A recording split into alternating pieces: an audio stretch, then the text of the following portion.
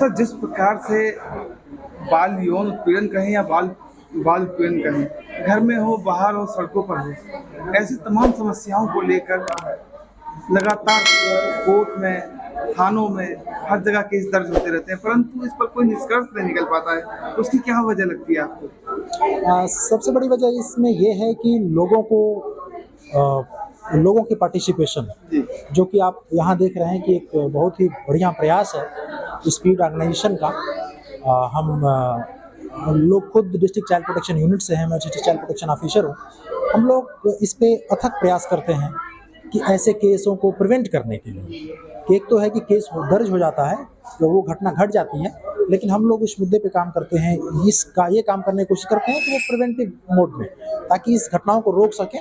उसका सबसे बेस्ट माध्यम, जो बेहतरीन माध्यम उसका यह है कि हम कम्युनिटी के लोगों को इंगेज करें, उन एक्टिविटी में पार्टिसिपेट कराएं और उनको उन मुद्दों पे जागरूक करें, जो कि आप देख रहे हैं स्पीड के माध्यम से हम लोग इस कम्युनिटी के लोगों को, और जो सजग प्रहरी हमारे आज के दौर में विश्व का सबसे बड़ा भारत सरकार महिला बाल विकास मंत्रालय का जो योजना है आंगनवाड़ी, जो आईसीडीएस प्रोजेक्ट, आईसीडीएस स्कीम है, उसके तहत जो उसकी फंक्शनरी है आंगनवाड़ी, उनको हम लोग पिछले 2 साल से टाइम टू टाइम हम लोग इनको जागरूक करते रहे। महिला और बाल विकास विभाग दिल्ली सरकार जिले में डिस्ट्रिक्ट चाइल्ड प्रोटेक्शन यूनिट उसको लगातार लोगों को जागरूक करने का काम कर रही है, और इसमें काफ़ी हम लोगों को मदद भी मिली है। वजह कोई भी हो या कहीं परेशानी कोई भी हो, तमाम मुद्दों को लेकर के हम जो लोग हैं, परिवार के लोग हैं या किसी भी लोग के समाज के लोग जो हैं, हमेशा थानों पर, पुलिस पर और प्रशासन पर और सरकारी कोर्टों पर उन पर ही उंगलियां उठाते रहते हैं, परंतु अपनी जिम्मेदारी क्यों नहीं निभाते कोई लोग? जरूर, आपका सवाल बिल्कुल सही है।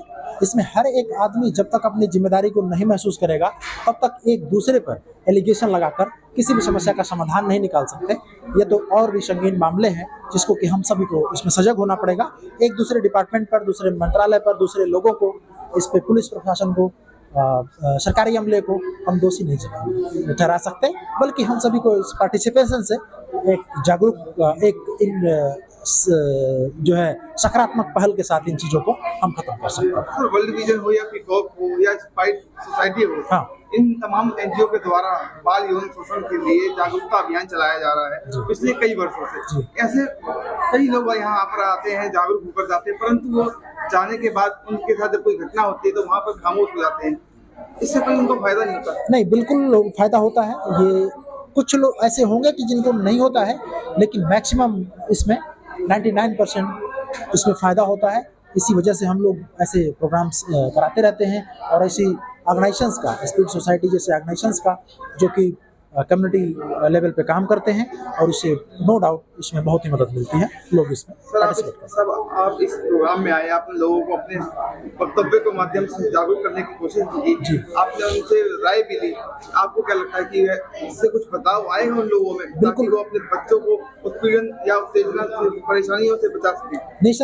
निसंदेश वो लोग इस बात से अब विज्ञ हो चुके हैं, जानकारी उनको हो चुकी है, और अपना रोल वो कम्युनिटी में प्ले करेंगे, और भी लोगों को इन चीज़ों के बारे में बताएंगे, ताकि जो लोगों तक इन चीज़ों की जानकारी नहीं है, वो भी जानकारी इसके बारे में होगी, और वो डेफिनेटली वो भी एक सजग प्रहरी के रूप में काम करेंगे। सर, तमाम ऐसे एनजीओ हैं जो ये वर्क कर रहे हैं, जागरूकता बाल यौन शोषण को लेकर जागरूकता अभियान चला रहे हैं। ऐसे में आप लोगों की जो कहें दिल्ली चाइल्ड प्रोटेक्शन यूनिट की या फिर ऑफिसर्स की क्या भूमिका रहने वाली है आगे के लिए? बिल्कुल, हमेशा से भूमिका रही है, और अभी है, और आगे रहेगी। दरअसल डिस्ट्रिक्ट चाइल्ड प्रोटेक्शन यूनिट जो काम करती है, ऐसी संस्थाओं के साथ मिलकर हर एक कम्युनिटी में, हर एक मोहल्ले में, हर एक सेक्शन को, सोसाइटी के हर एक सेक्शन को टच कर पाती है। इसमें जरूर इन संस्थाओं की बड़ी भूमिका होती है, और डिस्ट्रिक्ट चाइल्ड प्रोटेक्शन यूनिट हमेशा से काम करती रही है, अथक काम कर रही है, और भी बेहतर काम। सर, जो ऐसी फॉलोअप मीटिंग में नहीं आ पाते हैं और अपनी परेशानियों से जूझते रहते हैं, उन लोगों को हमारे चैनल के माध्यम से आप क्या जागरूकता के लिए संदेश देना चाहेंगे, ताकि इन लोग सशक्त बने और अपने बच्चों को भी सशक्त बनाएं? बिल्कुल, मैं यह कहना चाहूँगा कि जो भी व्यूवर हों आपके इस चैनल के, जरूर इस चीज़ को मैक्सिमम लोगों के साथ शेयर करें, ताकि जिन लोगों तक ये जानकारी नहीं पहुँची है वो लोग भी इस जानकारी को हासिल करें और ऐसी समस्याओं से बचें और भी बच्चों को बचाएं और हमारा देश और सशक्त बने। सर, जो हेल्पलाइन नंबर था उसमें भी लगातार सुनने में यह आ रहा है कि बदलाव आया है, तो वो हेल्पलाइन नंबर क्या होने वाला है जिससे बच्चों को सहायता और परिवार को सहायता मिल सके? महिला बाल विकास मंत्रालय की एक पहल है कि 1098 को अभी यूनिफाइड करके, जैसे पुलिस, एम्बुलेंस और फायर ब्रिगेड के नंबर को यूनिफाइड 112 में किया गया है, यही एक पहल की जा रही है मंत्रालय की।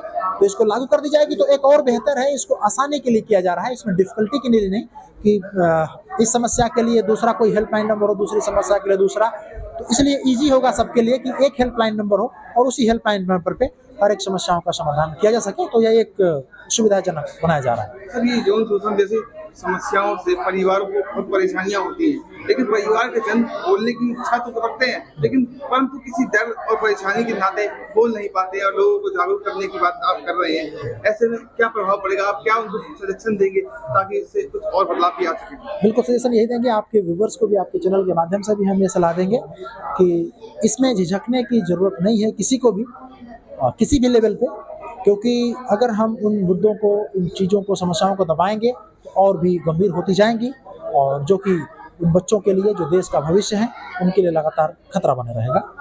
यह मैं संदेश देना चाहूँगा आपके चैनल के माध्यम से। पत्रकार हैं, आपकी भूमिका पत्रकार के रूप में आपने कई समाज के लोगों के लिए निभाते नजर भी आते हैं आप। आजकल ऐसी परेशानी जो यौन उत्पीड़न कहें या बाल उत्पीड़न कहें, समस्याएं गंभीर हैं, परंतु इसका निवारण जो है अभी तक नहीं निकल पा रहा है। समाज को उससे झेलने के लिए या उससे लड़ने के लिए ऐसी क्या नीतियां हैं जो हम लोगों को अपनानी चाहिए और वैसी कोई वजह जो आप बता सकें? देखो सर, इससे पहली बात ये कि परेशानी सिर्फ आज की नहीं है, पुराने समय में भी ये परेशानी थी। और मैं अगर पत्रकार हूँ, आप भी पत्रकार हैं, तो हम लोग अपना ये विजय माने कि पहले ये बात निकल के बाहर नहीं आती थी और आज के परिवेश में हम लोग इस बात को निकाल के बाहर ला रहे हैं। तो बड़ी बात यह है कि जो हमारे शरीर पे अगर कहीं पे घाव है या दर्द है, तो जब तक वो हम देखेंगे नहीं कि ये घाव कहाँ है, तो तब तक उसकी दवाई किस तरह करी जाएगी।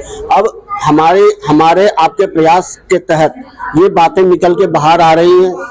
अभी भी मैंने जैसा बताया, गुड टच बैड टच आज भी सिर्फ शहरी क्षेत्रों में है, गांव के क्षेत्रों में आज भी नहीं है ऐसा। तो कुछ न कुछ हम उसमें सफल जरूर हो रहे हैं। मैं ये मानता हूँ कि उसमें जितना सफल होना चाहिए था हम सबों को भारत में, वो सारी सफलता अभी हमें मिलना बाकी है। इसलिए मैं, आप, सारे समाज जिस स्तर से लगे हुए हैं, हमें कुछ और ज्यादा युद्ध स्तर से इस काम पे लगना पड़ेगा। सर, हम हो या एनजीओ समाज को और लोगों को जागरूक करने का काम कर रही है, परंतु जिस घर में ये घटना घटती है उस घर के ही सदस्य किसी न किसी कारणवश अपनी घटनाओं को उजागर नहीं करते और दबा कर बैठ जाते हैं। ऐसे लोगों को आपकी क्या राय है? सर, मैंने आपको पहले ही कहा कि ये बातें आज से स्टार्ट नहीं है, पुराने जमाने से ये बातें हो रही थी। आज कम से कम निकल के ये तो आ रहा है कि उसके चाचा का परसेंटेज इतना था, उसके मामा का परसेंटेज इतना है, उसके भाई का परसेंटेज इतना है, इसके पड़ोसी का परसेंटेज इतना है। तो हम अपने आप को बिल्कुल खड़ा नहीं पा रहे हैं। हम ये समझ रहे हैं कि हमने कुछ न कुछ उसमें इम्प्रूवमेंट लाया है। और हमेशा मैं जब पहली मीटिंग थी उसमें भी पत्रकार के नाते मैंने कहा था कि जिस चीज को अगर हमारे बच्चे के साथ कुछ हो गया, तो जिस चीज को हम प्रकाश में नहीं लाना चाहते हैं, आप अपेक्षा करते हैं किसी पत्रकार से कि उसे प्रकाशित कर दे। प्रकाश में आप ला नहीं रहे हैं, प्रकाशित करने की अपेक्षा रखते हैं, तो ऐसा नहीं हो पाएगा। हम ताली हमेशा दोनों हाथों से बजेगी। तो समाज भी जागरूक हो रहा है, हम सारे लोग भी जागरूक हो रहे हैं, सरकार भी जागरूक हो रही है। देखिए परिणाम निकल रहा है, धीरे धीरे हम लोग एक दिन अपने मंजिल पे पहुंचेंगे, ऐसा मेरा पूरा विश्वास है।